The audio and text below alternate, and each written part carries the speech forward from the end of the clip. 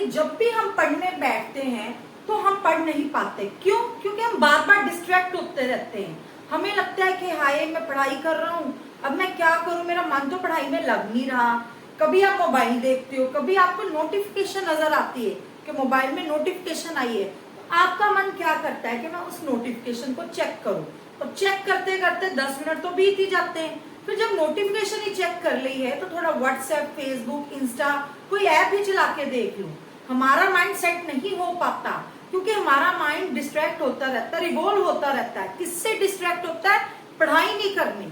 बाकी हमें बाहर के कोई आलतू फालतू काम जो मर्जी करा लो, मोबाइल दिखा लो, टीवी दिखा लो, बाहर किसी फ्रेंड के साथ बात कर लो, ये सब चीजें हमें पसंद आती है। पर पढ़ाई के टाइम हम डिस्ट्रैक्ट होते रहते हैं। अभी किसी दोस्त का फोन आ जाए, यार तू क्या कर रहा है? मैं तो पढ़ रहा हूँ, तू क्या कर रहा है? मैं तो घूमने जा रहा हूँ। बस ये सुना नहीं आपने कि आपका माइंड भी डिस्ट्रैक्ट हो गया कि वो तो पढ़ नहीं रहा तो मैं भी क्यों पढ़ूं, चल मैं बाद में पढ़ लूं, अभी मैं भी थोड़ी इंजॉयमेंट कर लूं। पर ऐसा नहीं होता है। कभी भी किसी की सुनी सुनाई बातें, तो कभी भी अपने माइंड को डिस्ट्रैक्ट ना कीजिए। जब कोई काम करने बैठे हो, चाहे वो काम है टीवी देखना, चाहे वो काम है खाना खाना, चाहे वो काम है पढ़ना, तो नेवर डिस्ट्रैक्ट योर माइंड।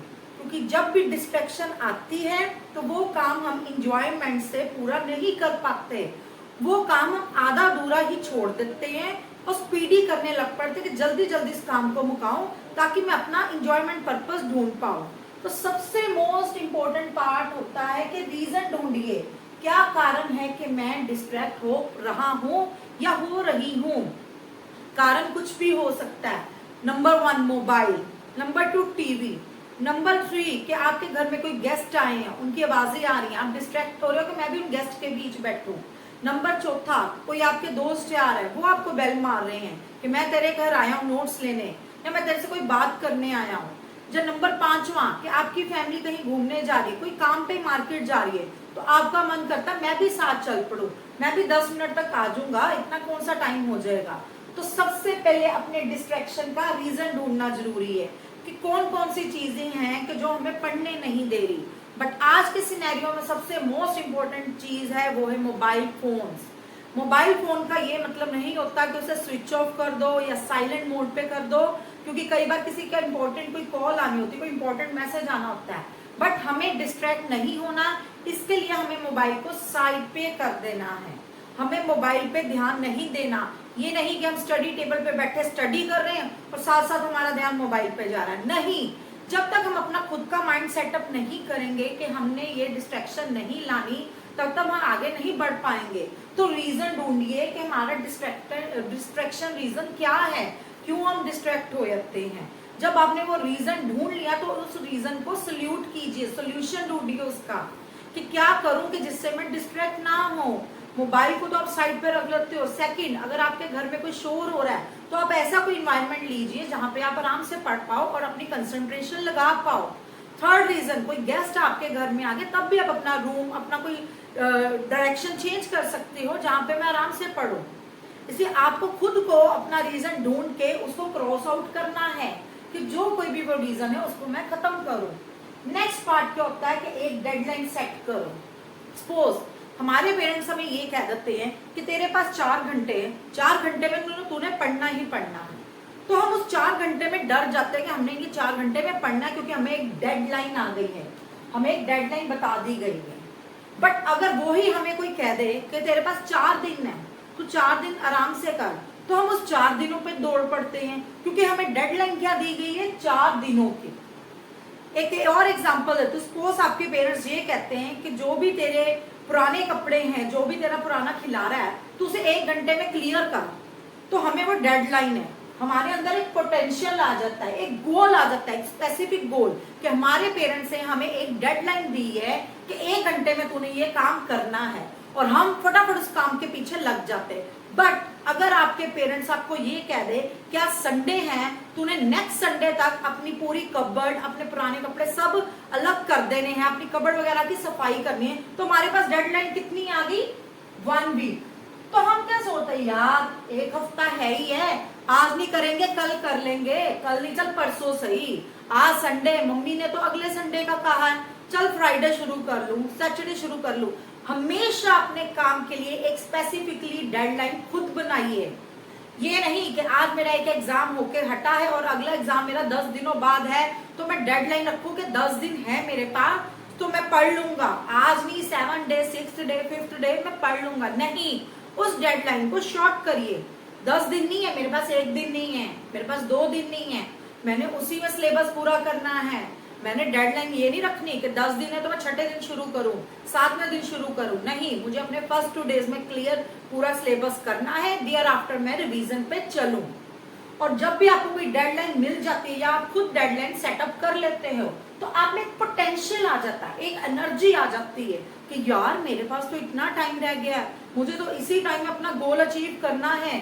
1 दिन रह गया मेरे एग्जाम को नेक्स्ट, अगर मैं 1 दिन में ना पढ़ पाया तो मेरा क्या बनेगा, सिलेबस कैसे पूरा होगा। मैं बैठा मोबाइल देख रहा हूँ, मैं बैठा बातें करी जा रहा हूँ, बैठा टीवी देख रहा हूँ। नहीं, डेडलाइन को जरूर बनाइए। अगर डेडलाइन बनाओगे तभी आपके अंदर का पोटेंशियल और आपको ये लगेगा कि मेरे को ये गोल अचीव करना है। नेक्स्ट पॉइंट क्या आ जाता है, एक अलार्म क्लॉक मेथड सेटअप कीजिए। जब हमारा सुबह स्कूल होता है 7 या 8 o'clock, तो हम अलार्म लगा के सोते हैं ना, या हमारे पेरेंट्स एक अलार्म सेट करते हैं कि इतने बजे तक अलार्म है, तूने उठना ही उठना है। और हम उस अलार्म को सुन के एकदम से डर जाते, ओहो टाइम हो गया है उठने का, अगर नेक्स्ट अलार्म बजा तो मैं तो लेट हो जाऊं। उसी तरह पढ़ाई के टाइम भी एक अलार्म सेट कीजिए। हर चैप्टर के लिए, हर टॉपिक के लिए, हर रिवीजन के लिए एक अलार्म सेट कीजिए, अपनी घड़ी में या किसी में भी कर लीजिए। उस अलार्म के अंदर ही आपको अपना चैप्टर, अपनी रिवीजन, अपना थ्योरी, प्रैक्टिकल सब लर्न अप करना है। अगर आप एक अलार्म टाइम नहीं रखोगे तो आप उस चीज को लंबा खींचते जाओगे। सपोज कि मेरा एक चैप्टर है, मुझे उस चैप्टर का पता है कितने पेजेस का वो चैप्टर है। अगर सपोज 30 पेजेस का वो चैप्टर है तो मैं अलार्म सेट करूं कि मैंने इसको 2 घंटे में खत्म करना है। अगर मैं 1 बजे पढ़ने बैठा हूं तो 3 बजे तक मुझे खत्म करना है। और जब आप अलार्म एक सेटअप कर लेते हो किसी भी चीज को लेके, तो आप एक पंक्चुअलिटी पे आ जाते हो कि इतने टाइम के अंदर मुझे ये चीज करनी है। बट वही अगर आप अलार्म सेट नहीं करते, आप 1 बजे पढ़ने बैठे हो, आप धीरे धीरे लगे हो, उसी चैप्टर को आप 4 बजे तक खींच लोगे, 5 बजे तक खींच लोगे, वो जो कि गलत है। टाइम की मैनेजमेंट करना बहुत जरूरी है, उसके लिए आपको अलार्म सेट करना चाहिए। नेक्स्ट होता है कि रिवॉर्ड योरसेल्फ। अगर हम अपने आप को खुद को रिवॉर्ड देना शुरू करेंगे तभी हमें एक एनर्जी आएगी कुछ करने की। कैसे? जब हम अपनी हायर स्टडीज करके, अपनी ग्रेजुएशन, पोस्ट ग्रेजुएशन डिग्रीज करके बाहर जाते हैं, हम में एक जुनून होता है कि मैंने जॉब करनी है, मैंने बिजनेस करना है। क्यों? क्योंकि मुझे उस जॉब से इनकम आएगी, मुझे मेरे बिजनेस से भी इनकम आएगी। तो हमारे अंदर वो एनर्जी होती है कि कुछ करना है क्योंकि मुझे अर्निंग होगी, मुझे रिवॉर्ड मिलेगा।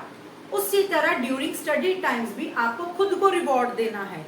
रिवॉर्ड किस तरह दोगे? रिवॉर्ड पैसे का नहीं, रिवॉर्ड दोगे कि जो आपकी बेस्ट एक्टिविटीज है, जो आपकी फेवरेट एक्टिविटीज है।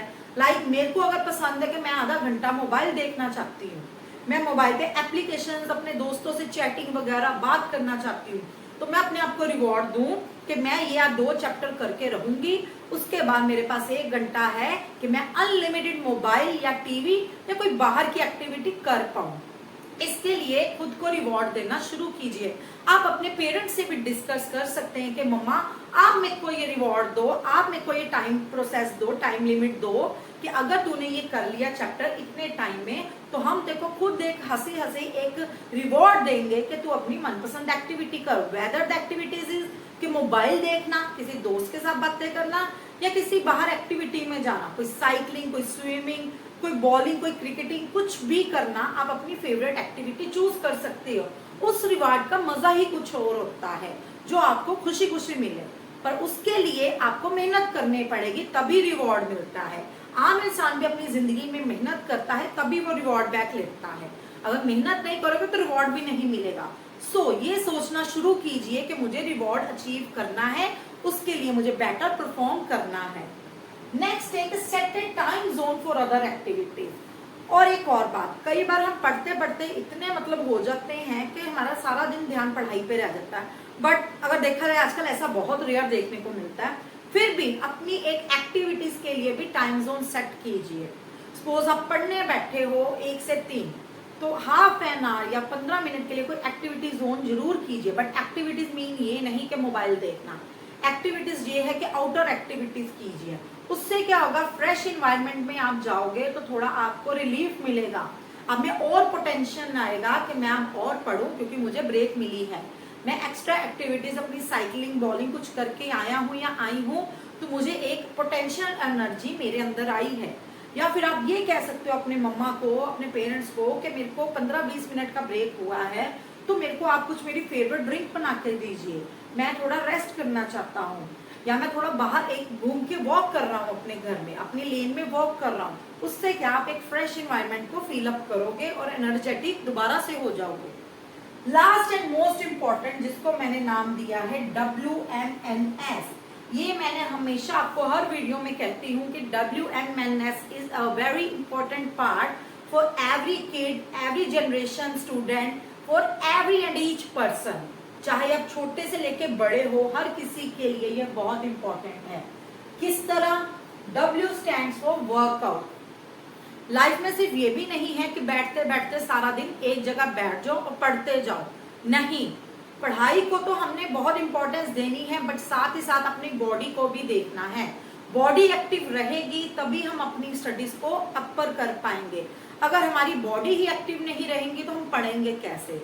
सो हमें वर्कआउट करना है, वर्कआउट इज वेरी नेसेसरी, 100% ये एक नेसेसिटी है वर्कआउट करना। वर्कआउट कुछ भी हो सकता है, आप साइकिलिंग कीजिए, आप स्केटिंग कीजिए, आप रनिंग कीजिए, वॉक कीजिए, डांस कीजिए, कुछ ऐसी एक्टिविटी कीजिए जिससे आपकी बॉडी पुशअप हो, बॉडी आपकी हिले डुले, ना कि ये कि मैं खड़े होके गाने सुन रहा हूँ, मैं बैठ के गाने सुन रही हूँ, तो ये आपकी एक्टिविटी नहीं है। एक्टिविटी करनी है, पूरी बॉडी को फ्लेक्सिबल बनाना है, जंपिंग कीजिए, स्केटिंग कीजिए, कुछ भी आप कर सकते हैं। नेक्स्ट पॉइंट, मेडिटेशन जरूर कीजिए।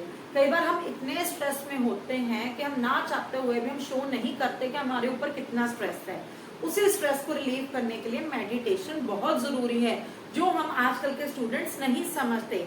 एटलीस्ट अपने टाइम में 15 मिनट मेडिटेशन को दीजिए और 15 मिनट ही अपने वर्कआउट को दीजिए, एटलीस्ट इतना जरूर दीजिए। अगर आपके पास टाइम ज्यादा है तो इससे ज्यादा तो आप दे ही सकते हो, बट अगर आपके पास टाइम शॉर्ट है तो 15-15 मिनट इस एक्टिविटी को जरूर दीजिए। मेडिटेशन बहुत जरूरी है, हर कोई आज के सिनेरियो में कहता है, बहुत पुराने टाइम से ये चला आता था, हम योगा भी उसे कह सकते हैं, मेडिटेशन भी कह सकते हैं, कुछ भी है आप जरूर कीजिए जिससे आपकी खुद की एनर्जी एक पॉजिटिव रूट पे चले। नेक्स्ट है न्यूट्रिशन, जो आजकल हम नहीं लेते। हमारा न्यूट्रिशन क्या होता है? Junk food, pizza, French fries, burger, noodles, momos, ये चीजें हमें अच्छी लगती हैं, जो कि गलत है। स्पेशली जब आपके एग्जाम डेज आते हैं तो रिच डाइट लेना शुरू कीजिए, रिच डाइट को फॉलो कीजिए। रिच डाइट आप लेंगे तभी आपका ब्रेन अच्छी तरह चल पाएगा। अगर आप जंक फूड खाओगे, जंक फूड का क्या नुकसान होता है? एक तो बॉडी में फैट आता है, सेकेंडली हमें बॉडी में एनर्जी नहीं फील होती, हम सुस्ती में आ जाते हैं, हमें स्लिपी स्लिपी फील होता है, थकावट महसूस होती है। क्यों? क्योंकि वो सारा इम्पैक्ट जंक फूड का है। इसलिए हमें रिच डाइट लेनी भी बहुत जरूरी है during our exam period. Exam period के दौरान क्या पूरे 365 डेज अ ईयर हमें रिच डाइट लेनी चाहिए। अपने जंक फूड का एक डे रखिए कि इस दिन मैंने जंक फूड खाना है, वो भी 1 या 2 टाइम, ना कि अपने 7 दिन हफ्ते के जंक फूड को चलाइए। नेक्स्ट है स्लीप, मोस्ट इंपॉर्टेंट आज के टाइम पे। जो ये कहता है कि 4 घंटे 5 घंटे सो लिया बहुत है, वो बिल्कुल गलत है। अगर आपको जो डॉक्टर्स भी कहते हैं, जो चला आ रहा है कि 8 घंटे की नींद लेनी बहुत जरूरी है, जिस तरह मर्जी है टाइम पे सो टाइम पे उठो, बाकी दिन आपके पास है, पूरा दिन जो मर्जी करो, पर रात की नींद और सुबह उठना एक रूटीन बनाइए। नींद का मतलब ये नहीं है कि रात को 12 बजे सो के 6 बजे उठो, 6 घंटे हुए, 2 घंटे दोपहर को भी सो, नहीं। अपनी रात की नींद को बेस्ट बनाइए 8 आवर्स। पूरा दिन नॉन स्टॉप पढ़िए, पूरा दिन नॉन स्टॉप भागिए, पढ़ाई के पीछे भागो, एग्जाम के पीछे भागो, घर का कोई काम है वो करो, बट रात की नींद को हमेशा कवर करो, क्योंकि रात की नींद एक ऐसी नींद है जो हमें सारा दिन एक्टिव रखती है। अगर रात को हम 4 घंटे सोएंगे, 5 घंटे सोएंगे, सारा दिन हम सुस्त होंगे, सारा दिन हमारे में एनर्जी नहीं आएगी। जो भी है डॉक्टर्स थ्योरी, साइंटिफिक थ्योरीज भी कहती है कि 8 घंटे की नींद लेना बहुत जरूरी है। अगर साइंटिफिक ये चीजें बोली गई हैं तो इसको फॉलो अप भी कीजिए। इसको ये नहीं कि लीनियंट छोड़िए। पढ़ तो हमने 11 बजे तक लिया, 1 बजे तक हम मोबाइल देख रहे हैं क्योंकि मेरे व्हाट्सएप आ रहा है दोस्त का, हम बात कर रहे हैं, हम कुछ फनी कर रहे हैं, हम वीडियो शेयर कर रहे हैं, चैट कर रहे हैं। नहीं, अपनी पढ़ाई को एक टाइम दीजिए, उस टाइम के बाद सोना शुरू कीजिए और मॉर्निंग में उठिए। इन चीजों को फॉलो करके ही हम अच्छे मार्क्स गेन कर सकते हैं। आप ध्यान से मेरी वीडियो को देखिएगा और इन टिप्स को जरूर फॉलो अप करिएगा जरूर, ताकि हम गुड स्कोर कर पाए, जितना सोचते उससे ज्यादा बेटर अचीव कर पाए।